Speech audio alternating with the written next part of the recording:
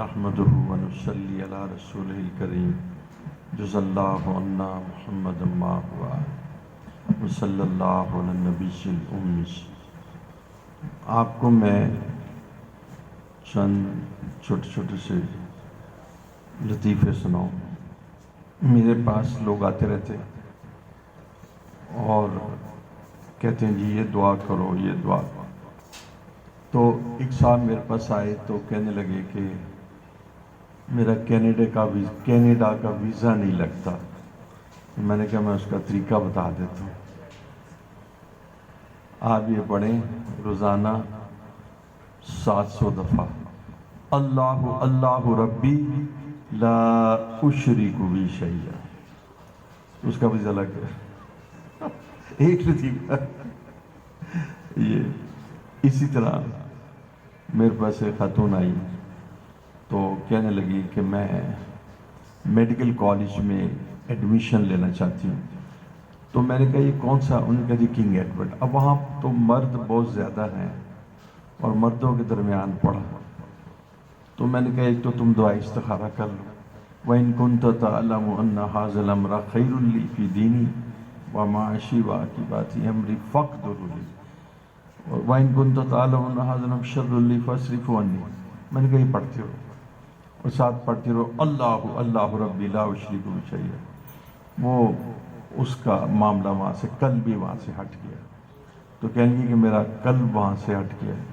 میں نے کہا بات یہ ہے کہ اس طرح مردوں کے درمیان بالخصوص میڈیکل کالج میں جو اس میں تمام آپ یقین جانیے گا کہ چاہے وہ خاتون ہو چاہے مرد ہو تمام جسم کا معائنہ کرنا پڑتا ہے، وہ بالکل ناجائز ہے۔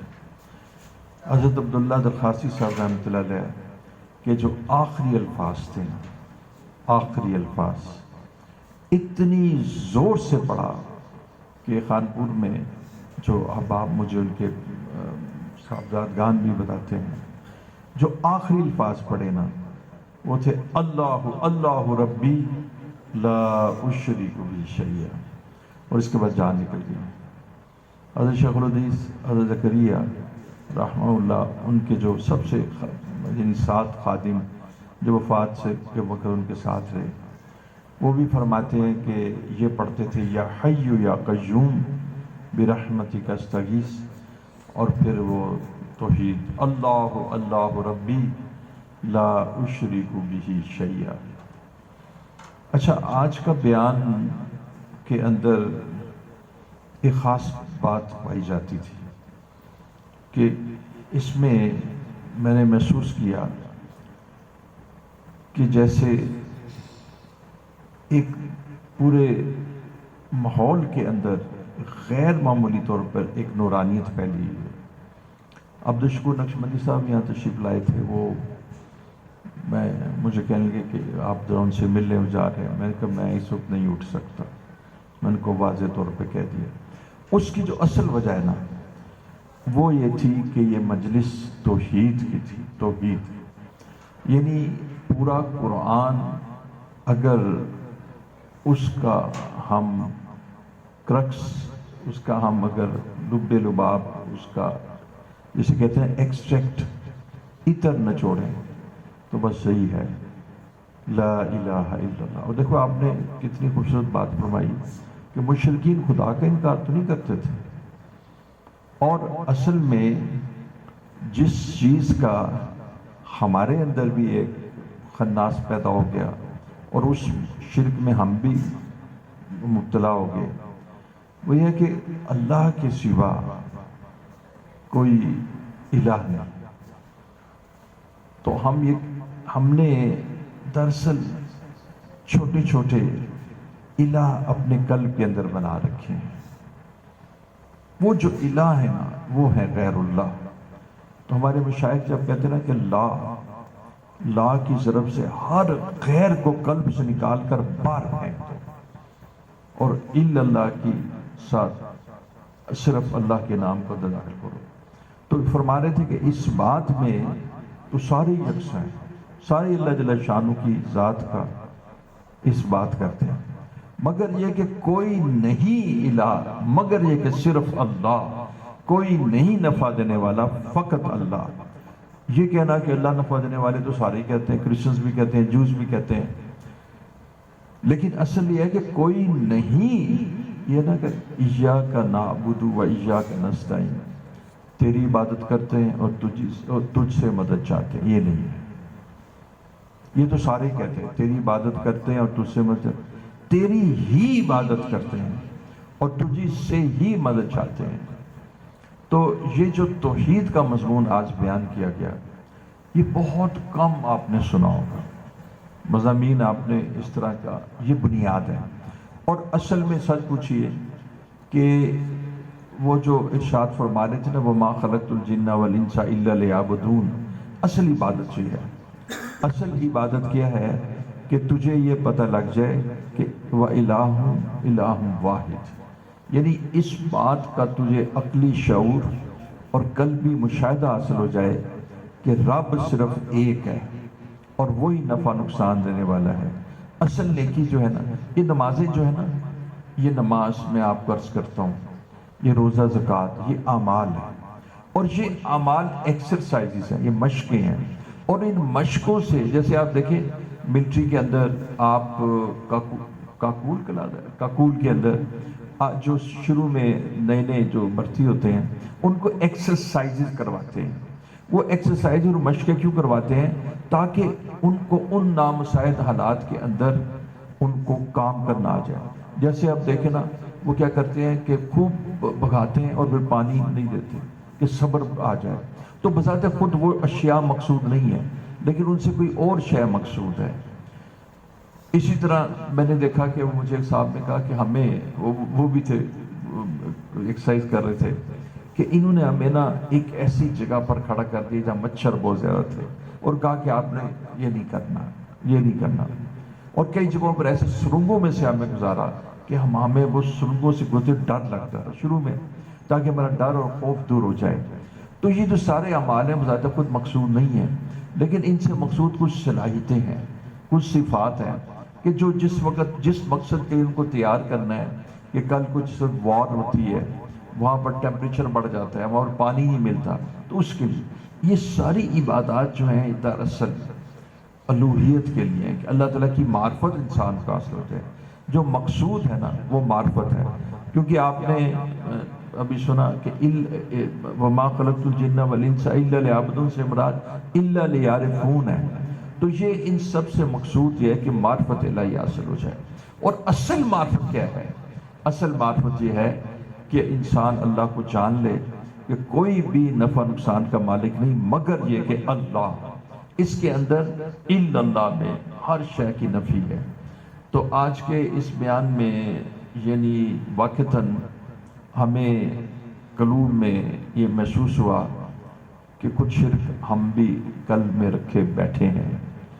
وہ مشکات شریف کی میں ایک شخص کو عبد الدرہم کہا گیا، عبد الدرہم، درہم کا بندہ، تو اس نے الہ جو ہے وہ درہم کو بنا لیا ہے، کس نے کسی انسان کو۔ پھر آپ دیکھیں انہوں نے ایک اتنی خوبصورت بات کی کہ سب سے پہلے جو شرک شروع ہوا وہ بتوں سے نہیں ہوا، وہ جو نیک صالحین لوگ تھے، جو مقربین تھے اللہ کے، ان کی تصاویروں سے، ان کے مجسموں سے، ان کے سٹیچوز سے یہ شرک شروع ہوا۔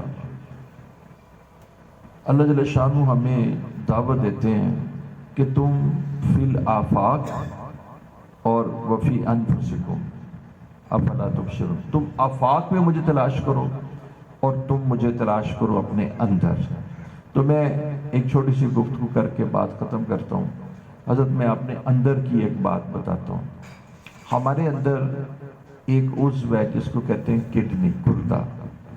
یہ گردہ جو جسم کے اندر مادہ فاسدہ ہے وہ بنتے رہتے ہیں۔ مادہ فاسدہ سے مراد یوریا بنتا ہے۔ یہ اتنا مضر ہے کہ اگر اس کی مقدار ایک حد سے بڑھ جائے تو بے ہوشی ہو جائے گی۔ پھر یورک ایسڈ، یہ تو سب جانتے ہیں، اگر ایک حد سے بڑھ جائے تو جوڑوں میں اور گردوں میں جمنا شروع ہو جاتا ہے۔ اس کے بعد کریٹنین ہے۔ پھر بہت ساری ایسی چیزیں ہیں کہ جو جب سیل جو خلیہ ہے اس کے اندر جب میٹابلزم، جب اس کے اندر اس کی جو انرجی لیتا ہے تو بہت ساری چیزیں استعمال کرتا ہے، تو اس سے بہت سارے ویسٹ پروڈکٹس فضلہ پیدا ہوتا ہے، تو وہ فضلہ خون میں آ جاتا ہے۔ اب لازم ہے کہ اگر فضلہ خون میں رہے تو انسان بیمار ہو جائے، وہ اس فضلے کو گردے کے ذریعے سے نکالتا ہے۔ اچھا، اب جب گردے کے ذریعے سے نکالتا ہے تو یقین جانیے گا، میرے بات سنیے گا، کہ گردے کے اندر ایک فلٹر لگا ہوا ہے، اس فلٹر کے اندر ایسا دماغ لگا ہوا ہے کہ وہ فلٹر جانتا ہے کہ میں نے کس چیز کو نکالنا اور کس چیز کو نہیں نکالنا۔ اور بعض اوقات ایسی چیز ہوتی ہے کہ جو جسم کے اندر ضروری ہوتی ہے، پوٹیشیم، لیکن اگر وہ بڑھ جائے تو پھر وہ بھی انسانی جسم کے لیے مضر ہوتی ہے، لہذا وہ ایک خاص تعداد میں پوٹیشیم کو جسم کے اندر رکھتے ہوئے باقی زائد نکال دیتا ہے۔ اسی طرح بہت ساری اشیاء جو کہ انسان کے جسم کے لیے انتہائی ضروری ہیں، لیکن آپ غذا میں بعض کا زیادہ لے لیتے ہیں اور غذا میں ان کی تعداد بڑھ جاتی ہے، اور ان کی تعداد بڑھ جانے سے جسم کا اعتدال مجروح ہو جاتا ہے۔ اس اعتدال کو قائم رکھنے کے لیے گردہ فوراً اس کو ریئلائز کرتا ہے اور اسی وقت اپنے فلٹرز کے کچھ حصے کھول کر وہ جو زائد وہ چیزیں ہوتی ہیں اس کو نکال دیتا ہے، اور یورک ایسڈ کو نکال دیتا ہے، اور کچھ تو فضلہ ہوتا ہے وہ تو نکلنا ہی نکلنا ہوتا ہے۔ اچھا، اب میں آپ کو بات سناتا ہوں۔ آپ کو معلوم ہوگا کہ امریکہ میں ایک علم الفلکیات، ہمارے ہاں بھی امریکہ میں ایک فلکیات کا ادارہ ہے، انسٹیٹیوٹ ہے، اس کے اندر ساری جو سیارے ہیں ان کو دیکھ رہے ہیں، پلینٹس جتنے بھی سیارے ہیں ان کو دیکھ رہے ہیں، اور پوری کائنات کو دیکھ رہے ہیں، اور انہوں نے طریقہ کار ایسے بنائے ہوتے ہیں کہ یہ مائکروسکوپس کے ذریعے سے دیکھتے ہیں، اور اس کو ویسے ٹیلیسکوپس کہتے ہیں۔ ٹیلیسکوپ جتنی لمبی ہوتی چلی جاتی ہے، یہاں تک کہ آپ زمین پہ بیٹھ کے چاند کو آرام سے دیکھ سکتے ہیں، اور بالکل مشاہدے سے دیکھ سکتے ہیں، کوئی تصور تو نہیں ہے، کوئی روحانیت تو نہیں ہے، یہ تو کافر غیر مسلم یہود و نصارہ کرسچنز وہ دیکھ رہے ہیں، اور بالکل چاند کے اوپر جو کلیویجز، جو اس کے اندر نشانات ہیں، جو کھائیاں ہیں، جو اس کے اندر ابھار ہے، جو نیچے ہیں، وہ سارا کچھ دیکھ رہے ہیں۔ یعنی چاند کو تو آپ اس طرح دیکھ رہے ہیں جیسے آپ کسی گلوب کو ہاتھ میں رکھ کے دیکھ رہے ہیں۔ پھر انہوں نے کیا کیا ہے کہ فاصلے کم کرنے کے لیے انہوں نے جو سیٹلائٹس ہیں نا، جو یہاں سے اوپر چھوڑے ہوئے ہیں، ان پر مائکروسکوپیں رکھ دی ہیں، مائکروسکوپ نے ٹیلیسکوپیں رکھ دی ہیں۔ اب وہ ٹیلیسکوپیں پھر وہاں سے نا اوپر ساری تصویریں لاتی ہیں۔ تو اس طرح پورے یعنی جہاں تک مطلب رسائی ہو سکے، ایک درجے میں انہوں نے مریخ کی تصویریں لے لی ہیں، مریخ کی، مارس کی تصویریں انہوں نے لے لی ہیں، اور اس کو جانتے ہیں۔ اچھا، پھر وہ جانتے ہیں کہ وہ کہتے ہیں کہ اس کائنات کے اندر کسی نے کہا کہ اللہ اکبر کی تفسیر کیا ہے، تو میں نے کہا میں آپ کو بتاؤں، اس کائنات کے اندر اب یہ کرسچن سائنٹسٹ کہہ رہے ہیں، یہ میں قرآن سے نہیں ثابت کر رہا، کرسچن اور جیوز سائنٹسٹ یہ کہہ رہے ہیں کہ اس کائنات کے اندر جو سیارے چل رہے ہیں، وہ سیاروں کی تعداد ہزاروں میں نہیں ہے، وہ لاکھوں میں نہیں ہے، وہ کروڑوں میں نہیں ہے، وہ اربوں میں نہیں ہے، وہ کتنوں میں ہے؟ وہ خربوں میں ہے۔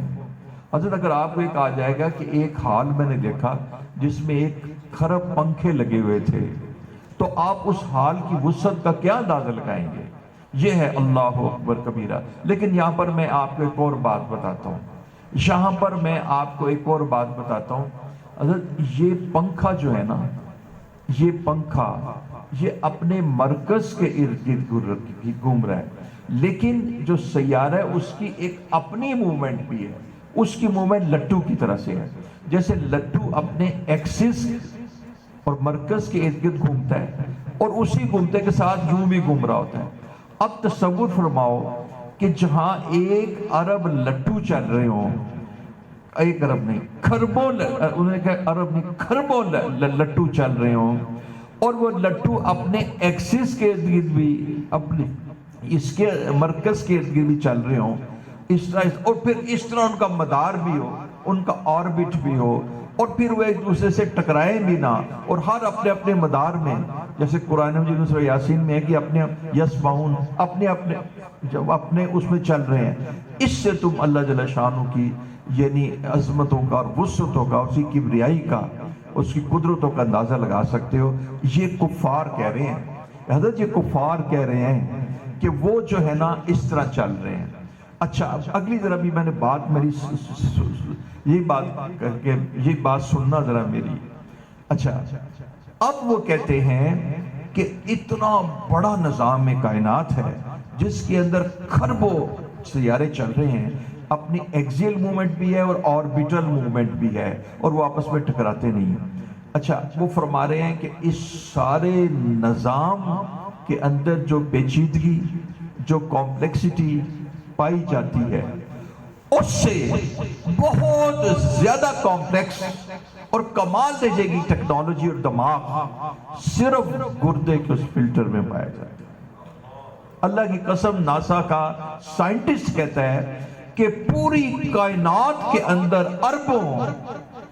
کھربوں میں کہتا ہوں، میں اربوں نہیں کہتا، کھربوں سیاروں کا جو نظام چل رہا ہے، اور اس نظام کو چلانے کے اندر جو ٹیکنیک اور ٹیکنالوجی کام کر رہی ہے وہ بڑی سمپل ہے، اس کی کمپلیکسٹی، اس کی پیچیدگی اس درجے میں نہیں ہے، لیکن کہتے ہیں کہ وَفِي أَنفُسِكُمْ أَفَلَا تُبْصِرُونَ کہ تم جو اپنے گردے کی طرف صرف دیکھ لو اور اس پہ غور و فکر کر رہو۔ حضرت یہ میں یعنی قرآن کی تفسیر سائنس سے کر رہا ہوں۔ ابھی وہ کہہ رہے ہیں، ہمارے کسی عالم نے، تقی عثمانی صاحب نے، کسی نے، ہمارے کسی عالم نے نہیں اس کا تذکرہ کیا، یہ کفار کہہ رہے ہیں کہ وہ فلٹر اتنا پیچیدہ ہے، اتنا کمال درجے کا ہے کہ پوری کائنات کے اندر جو چیزیں ایگزسٹ کرتی ہیں اس سے انسانی گردے کا وہ فلٹر زیادہ پیچیدہ اور اس کی ٹیکنالوجی زیادہ اعلیٰ ہے، اور اس کی مثال نہیں دی جا سکتی۔ تو یہ ہے انسان، یہ غور و فکر کا نتیجہ۔ اب میں آپ کو سچ بتاؤں، اگر کبھی یعنی آپ اس کو دیکھیں بھی تو وہ ہے کہ کس طریقے کے ساتھ وہ آپ کے جسم کے اندر ہر وہ شے جو مضر نکالتا ہے، ہر وہ فضلہ نکالتا ہے، اور ہر وہ مفید چیز کہ جب آپ کے جسم میں زیادہ ہو جاتی ہے اس کو بھی نکال دیتا ہے، اور ہر وہ چیز جو آپ کے جسم میں کم ہوتی ہے اور وہ اس کو نکلنے نہیں دیتا، اس کو کنزرو کر لیتا ہے، اور آپ کے جسم کا اعتدال اس خوبصورتی سے قائم کرتا ہے۔ تو یہ سارے غور و فکر جو ہے نا، سارا غور و فکر یہ اس بات کی علامت ہے کہ وَإِلَٰهُكُمْ إِلَٰهٌ وَاحِدٌ۔ تو میرا خیال ہے کہ ہم آپ سے درخواست کریں گے کہ ایک سیکنڈ سیشن میں بھی ہمیں بات کو آگے چلاتے ہوئے الہ کے اوپر پھر مزید بیان فرمائے۔ اچھا اس بیان کو انہوں نے ریکارڈ تو کر لیا، یہ بار بار سننے کی ضرورت ہے، اس کو 10 بار سنیں، کیونکہ بیٹا اس کو ہم نے بیان نہیں کرنا، اس کو ہم نے یقین کر کے اپنے قلب کا حال بنانا ہے، یعنی یہ ایمانیات میں سے ہے۔ دیکھو اصل نیکی کیا ہے کہ اللہ پر، رسول اللہ پر اور آخرت پر یقین لانا۔ تو نیکی جو ہے وہ سب سے بڑی نیکی توحید ہے۔ امام بخاری رحمۃ اللہ علیہ نے یعنی اپنی کتاب کا جو اختتام کتاب التوحید پہ کیا ہے، اور سب سے زیادہ بڑی نیکی جو ہے وہ توحید ہے۔ اور اگر آپ کے اعمال کم ہوں، تہجدیں پڑھ لیجئے، بہت ضروری ہے، اچھا ہے، آپشنل ہے، لیکن اگر آپ کے زندگی کے افعال اور اعمال میں اور معاملات میں توحید غالب ہے تو بس پھر آپ اللہ کے دوست اور ولی ہیں۔ اور یہی مقصود ہے، اور یہ کہہ رہے ہیں کہ عبادت بھی صرف یہی ہے کہ تیری اعمال کے اندر، تیرے یقین کے اندر سے، تیرے ایمان میں سے شرک نکل جائے۔ ان الشرک لظلم عظیم وآخر دعوانا الحمدللہ رب العالمین۔